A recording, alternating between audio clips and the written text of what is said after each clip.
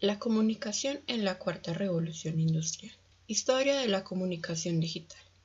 Como todo en la vida tiene un comienzo, la comunicación digital también tuvo sus inicios, y ese nos remonta a la primera fase de la comunicación, la cual fue llamada navegación, que comprende los años anteriores hasta 1995. En este tiempo fue posible apreciar el surgimiento de los primeros computadores en el año 1941, a manos del ingeniero alemán Konrad Zuse, en la sala de la casa de sus padres en Berlín. Esta máquina solo podría almacenar un máximo de 64 palabras, y como es de esperarse, era un aparato de gran tamaño y pesado, hecho en su mayoría de latas y palancas.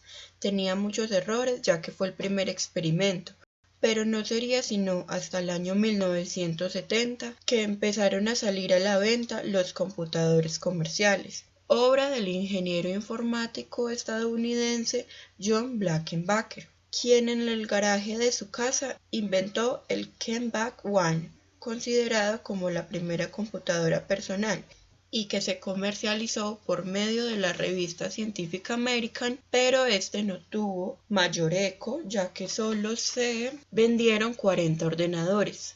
De la misma manera también surgieron los primeros teléfonos móviles. Este era un celular de un peso de 790 gramos y 25 centímetros de largo.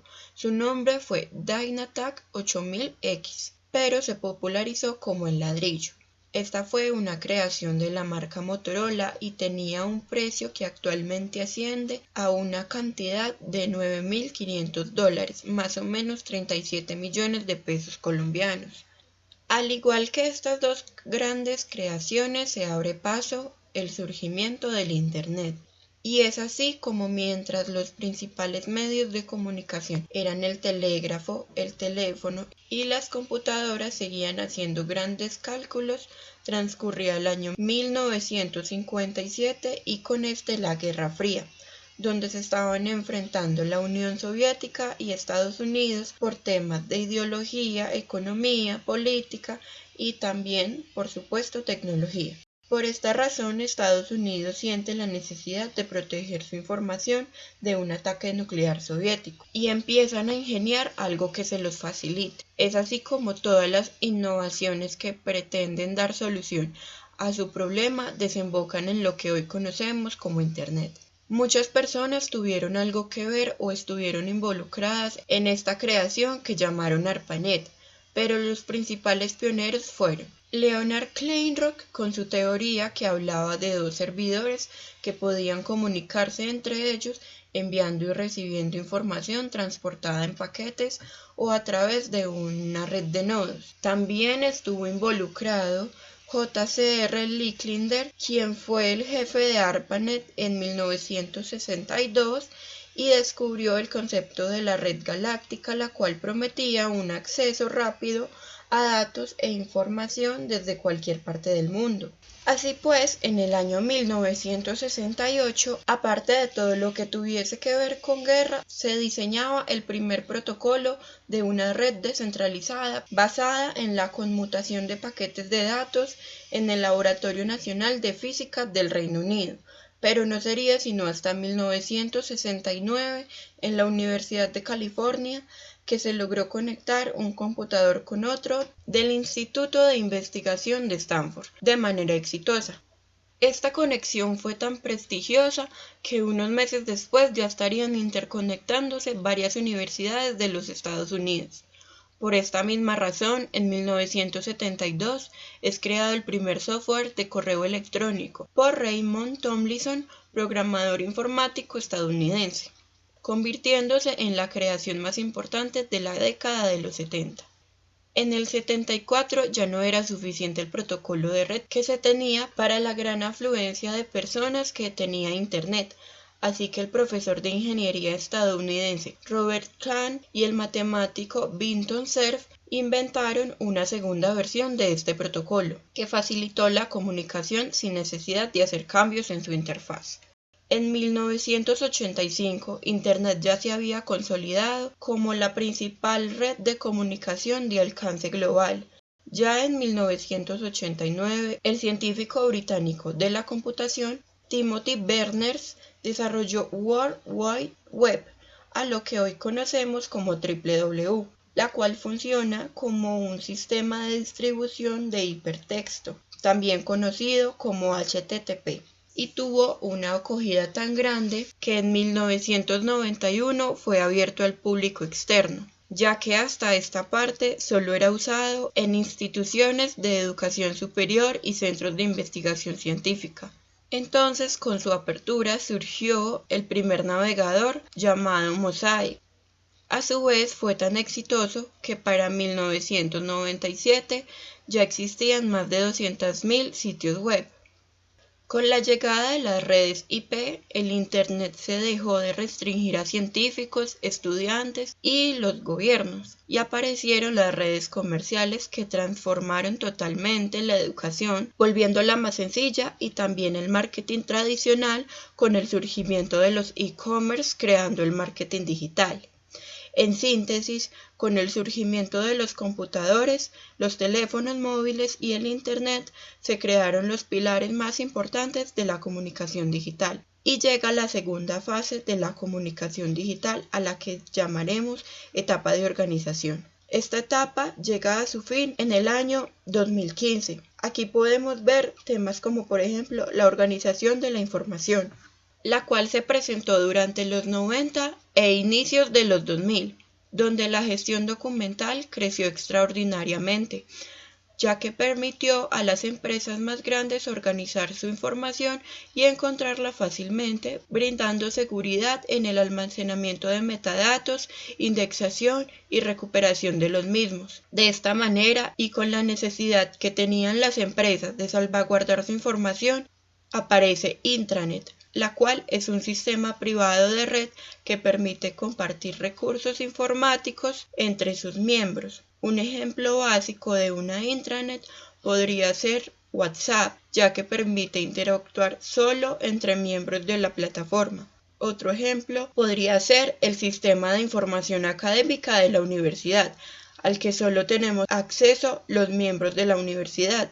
Normalmente estas redes se utilizan en las organizaciones para que les sea más sencillo a los trabajadores acceder a la información desde diferentes departamentos de la empresa o entre sus sedes, permitiendo un rápido y normal desarrollo de las actividades. Podríamos decir que la primera fase de Internet fue una intranet, debido a que solo era posible intercambiar información con personas que tenían acceso a él, como estudiantes, científicos y personas del gobierno. Con esta pequeña conceptualización, podemos decir que lo que diferencia una red intranet del Internet común es que a este solo tienen acceso un grupo reducido y selecto de personas. A continuación, les haré mención de varias razones por las cuales las empresas les gusta hacer uso de las intranets. Primero, pérdida de tiempo para localizar su información. Segundo, dificultad para trabajar desde otros lugares. Tercero, la documentación puede perderse entre empleados actuales y ex empleados.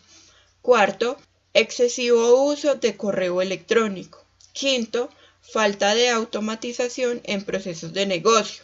Sexto, duplicidad de archivos y falta de control sobre ellos. Al igual que esta red, también existe otra red llamada extranet, la cual permite un acceso a terceros, es decir, personas ajenas a las organizaciones. Cada compañía es responsable de determinar el nivel de privilegio que se le da, bien sea a un usuario o a cierto grupo de usuarios. Actualmente, una de las implementaciones más habituales que tiene esta red es la atención al cliente, que ofrecen las organizaciones, ya sea para dejar nuestros datos y que nos contacten luego o para acceder a respuestas o instructivos de productos o servicios. A diferencia de las redes intranet, esta red se caracteriza por brindar acceso a clientes y proveedores, ya que las organizaciones les otorgan entrada a ciertas áreas del sitio web. También está muy centrada en salvaguardar información de posibles ciberataques. También en esta segunda era de la comunicación digital aparecen los sistemas operativos complejos para los computadores, como por ejemplo Windows, Mac OS, Linux, entre otros, y también para los teléfonos inteligentes o smartphones, como Windows Phone, iOS, BlackBerry, Android, entre otros. También se empieza a hablar del comercio colaborativo. Aquí, una de muchas definiciones podría ser la asociación de consumidores a través de las plataformas tecnológicas para compartir costos de un mismo servicio, pues existen ejemplos obvios como la conexión entre pasajeros y conductores o turistas y anfitriones. El punto de este nuevo tipo de comercio es aprovechar todos los recursos que no se estén usando, ya que si vemos con atención, la ineficiencia puede estar en todas partes, como personas que dejan sus carros parqueados alrededor de 20 horas diarias, y por qué no utilizarlos si nadie lo está ocupando. Por estas razones surgen nuevas organizaciones destinadas al aprovechamiento de recursos como Uber o Airbnb. Con esto damos lugar a la tercera fase de la comunicación digital, la cual es llamada la era de la extracción. Es aquí donde nos encontramos en este momento y tendrá fin alrededor de 2025. En esta era tiene cabida la intensificación de Big Data, también llamado inteligencia de datos, lo cual corresponde a compartir cantidades masivas de datos e información en tiempo real a través de la nube. Esto garantiza a las organizaciones que su trabajo tenga un mayor nivel de eficiencia y también les permite salvaguardar información recolectada a lo largo del tiempo. En esta era se destaca el teletrabajo, el cual es una forma de organización laboral que consiste en el desempeño de actividades remuneradas o por prestación de servicios por terceros, utilizando las tecnologías de la información y comunicación para el contacto entre trabajadores y la empresa, sin que se requiera la presencia física del trabajador en un lugar específico. Existen tres tipos de teletrabajo. El trabajo autónomo, que son aquellos que trabajan independientes y que se valen de las TICs para el desarrollo de sus tareas, ejecutándolas desde cualquier lugar elegido por ellos mismos. El segundo es el teletrabajo suplementario. Son aquellos trabajadores con contrato laboral que alternan sus tareas en distintos días de la semana entre la empresa y otro lugar fuera de ella, haciendo uso de las TICs. Y el último es el teletrabajo móvil, que son aquellos trabajadores que utilizan dispositivos móviles para ejecutar sus tareas. Su actividad laboral les permite no estar presentes casi nunca en la oficina y no tener un lugar de trabajo definido. También en esta era es muy importante hablar de las redes sociales, las cuales, como ya sabemos, son el conjunto de personas que tienen un vínculo, ya sea por temas comerciales, de amistad o de trabajo. Estos conjuntos los encontramos en un entorno virtual, convirtiéndose así en comunidades de personas que tienen cosas en común. Al final, la principal función de una red social es conectar personas dentro de un mundo virtual, ya que desde siempre el ser humano ha intentado relacionarse con otros. Es así como empiezan a aparecer en 1995 las redes sociales, que a su vez se clasifican en dos. Las redes sociales horizontales, que se dirigen a cualquier público y no tienen una temática específica, y su objetivo principal es simplemente favorecer conexiones entre personas. Algunos ejemplos son Facebook, Twitter, Snapchat y WeChat. Y las redes sociales verticales son aquellas que son más centradas en algún tema, como fotografía, turismo, música, videos, entre otros. Entre este tipo de redes, las más populares son YouTube, WhatsApp y LinkedIn. A causa de las redes sociales, nacen las organizaciones un nuevo cargo. A este se le da el nombre de Community Manager, quien es el profesional encargado de construir y administrar la comunidad online de una empresa, de gestionar la identidad de la marca, manteniendo así relaciones estables y duraderas con los clientes en Internet. Esta profesión se ha abierto camino en el mercado, ya que cada vez son más los usuarios que consumen y demandan información por estas vías. Existen varios tipos de community manager según sus responsabilidades, sus capacidades y el nivel de conocimiento. Normalmente, un profesional de este tipo, enfocado más que todo en redes sociales, podría facturar alrededor de $23.500 anuales. Claro está que todo depende de qué tan grande y bien posicionada esté la empresa donde labora. Este profesional debe tener ciertas características, como por ejemplo que le gusten las redes sociales, que tenga mucha empatía con las personas y una gran capacidad de creatividad e ingenio. Pero sus funciones van más allá de esto. Por ejemplo, el diseño de estrategias, que es el proceso por el cual se definen las alternativas que se tienen disponibles. También debe tener conocimiento sobre la gestión de comunidades, el cual es el proceso que comprende la designación de actividades para el sostenimiento de la comunicación, eficacia y motivación de la comunidad. Esta parte requiere de ciertas destrezas por parte del profesional y el uso de ciertas herramientas para que todo el proceso sea en tiempo real.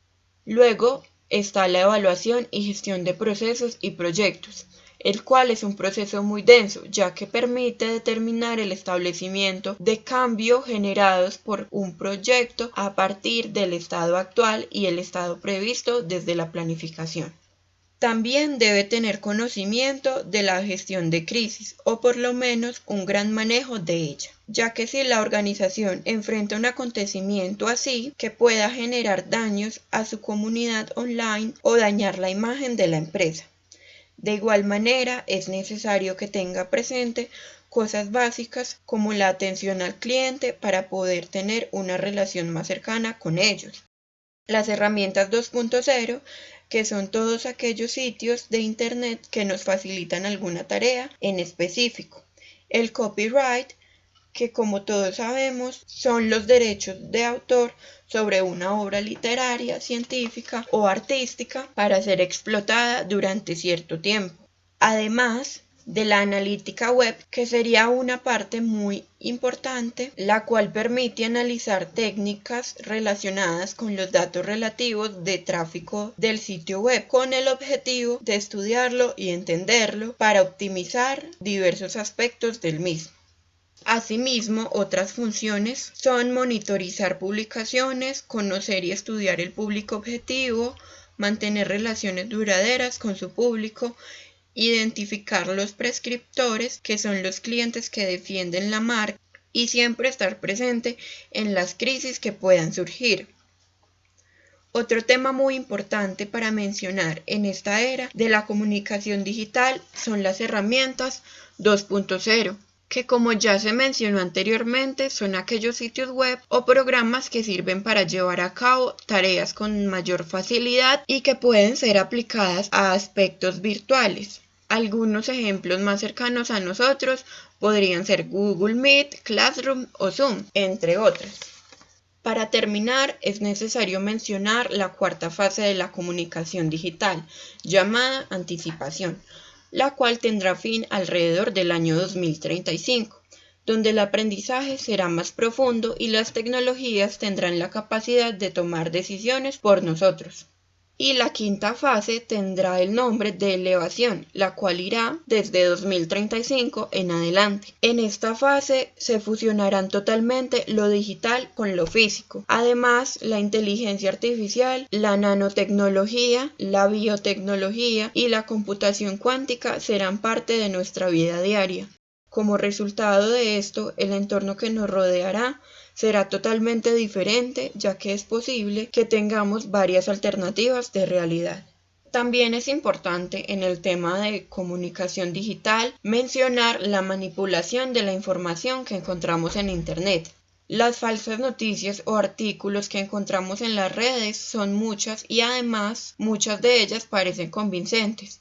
Según estadísticas, el 30% de nosotros los jóvenes de edades entre 18 y 24 años están convencidos de que los videos o noticias que encontramos en las redes son totalmente confiables. Lo peor de todo es que esta información falsa tiene un impacto inmediato sobre la sociedad, solamente haciendo más extensa la cadena de desinformación. Es decir, que su principal problema es la viralidad, pues se ha demostrado que se propaga con mayor velocidad que las noticias auténticas. Normalmente, estas son creadas y difundidas por cuentas falsas para desviar la atención de otro asunto o tema relevante del momento. Poniendo un ejemplo claro, Twitter es uno de los canales social media donde más noticias son propagadas en tiempo real. Esto se debe a la gran capacidad de persuasión de los usuarios que difunden toda la información falsa en la web, pues saben perfectamente cómo redactar un titular que logre capturar el interés de millones de usuarios que navegan por la red y estos empiezan a compartirlo. Todo se hace posible gracias a los bots, que son los primeros en compartir aquella información. Para contrarrestar el impacto de estas noticias, muchos países trabajan en ello, como Bélgica o Alemania. Desde 2017, Alemania adoptó una ley contra la divulgación de mensajes con información falsa en redes sociales, y otros países se han sumado a esta ley, que tiene como consecuencia multas de hasta 50 millones de euros para el usuario que publica esta información, y en otros países como Malasia y Kenia puede ser castigado hasta con 6 años de prisión. Además de las medidas que toman los gobiernos, muchas empresas han usado inteligencia artificial que por medio de algoritmos detectan información sospechosa. Algunas de las medidas que podemos implementar para detectar estas noticias falsas podrían ser: verificar si la noticia es verdadera antes de compartirla, buscar esa misma noticia o artículo en Google, ver siempre quién es el autor y verificar si es confiable, comprobar las fuentes y los enlaces que traen estas noticias, verificar que no hayamos llegado a ella por medio de un bombardeo de anuncios, y tal vez de esta manera no sigamos cayendo en noticias sin ningún fundamento, que lo único que logramos con ello es perder nuestro tiempo y enriquecer a personas inescrupulosas. En conclusión, podemos decir que la comunicación es una parte tan importante del ser humano que sin ella nos hubiera sido prácticamente imposible la supervivencia y mucho menos la evolución. Por otro lado, cabe resaltar que a causa de la comunicación digital se han presentado muchos inconvenientes graves a lo largo de la historia. En definitiva, la comunicación es clave para el éxito tanto hoy como desde el principio de los tiempos. Muchas gracias.